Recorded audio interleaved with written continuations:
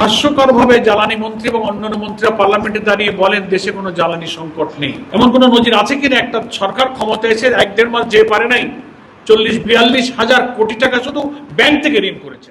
হাস্যকরভাবে জ্বালানি মন্ত্রী এবং অন্যান্য মন্ত্রীরা পার্লামেন্টে দাঁড়িয়ে বলেন দেশে কোনো জ্বালানি সংকট নেই। পার্লামেন্টে জাতীয় সংসদ সদস্যরা দাঁড়িয়ে ক্ষোভ প্রকাশ করছেন যে ঘন্টার পর ঘন্টা আমিও নিজে তেল নিতে পারি নাই, অথচ সেই পার্লামেন্টে মন্ত্রীরা বলেন জ্বালানি সংকট নেই। সার সংকট এই জ্বালানি থেকে তৈরি হচ্ছে। কৃষি আধুনিক যন্ত্রপাতি, এখন ফসল কাটা, ফসল তোলা, মাড়াই করা, প্রত্যেকটি জায়গায় আধুনিক যন্ত্রপাতি ব্যবহৃত হচ্ছে, যার জন্য জ্বালানির প্রয়োজন। হাম পরিস্থিতি উদ্বেগজনক।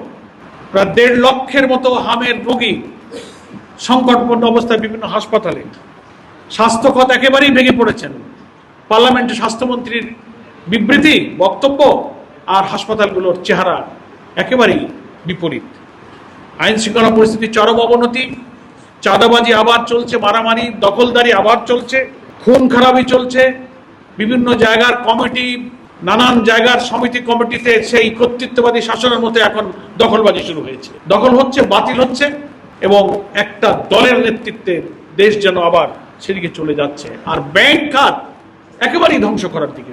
এমন কোন নজির আছে কিনা একটা সরকার ক্ষমতা এসে 1-1.5 মাস যে পারে নাই 40-42 হাজার কোটি টাকা শুধু ব্যাংক থেকে ঋণ করেছে।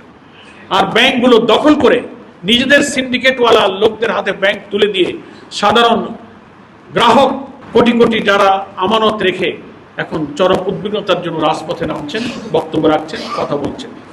এই সামগ্রিক জনস্বার্থ, জনদুর্ভোগ দূর করা এবং দলীয়করণের মধ্য দিয়ে দেশকে যে আবার সেই যে কালো যুগ থেকে জাতি রক্ত দিয়ে ফেরালো, এবং প্রশাসনের মধ্যে যে দলীয় নির্লজ্জভাবে যে দলীয়করণ চলছে, এর বদলি ওরে ওএসডি উনাকে পদত্যাগে বাধ্য করা, একেবারে 1-1.5 মাসের মধ্যে একটা ফ্যাসিবাদী স্টাইলে যার বিরুদ্ধে এতকাল ওনারাই বক্তব্য রেখেছেন, আমরা রেখেছি, সেই কাজ নিজেরাই শুরু করেছে। সচিবালয় থেকে শুরু করে একেবারে সিভিল অ্যাডমিনিস্ট্রেশনের অধস্তন পর্যন্ত সব সরিয়ে দিচ্ছে। তো ফলে আমরা দেখছি যে শাসন ব্যবস্থার, রাষ্ট্র ব্যবস্থার কোনো গুণগত পরিবর্তন হয়নি। সে কারণে এর একমাত্র সমাধান হচ্ছে জুলাই সনদে যে সংস্কারের ব্যাপারে জাতি ঐক্যবদ্ধ হয়ে সম্মতি দিয়েছিল, সবাই সংস্কারের পক্ষে। জুলাই সনদে আমরা স্বাক্ষরকারী যে দলগুলো ছিলাম, প্রত্যেকটি কথা জুলাই সনদের সবকিছুই পুরোপুরি বাস্তবায়ন করা ছাড়া এর যে আইনি ভিত্তি, আমাদের সংবিধান সংস্কার পরিষদের অধিবেশন আহ্বান, এবং সেটাকে এই জুলাই সনদকে আইনে রূপান্তরিত করে সংবিধানের অংশ হিসেবে যুক্ত করা, এই ছাড়া আমাদের সামনে আর কোনো সমাধান নেই।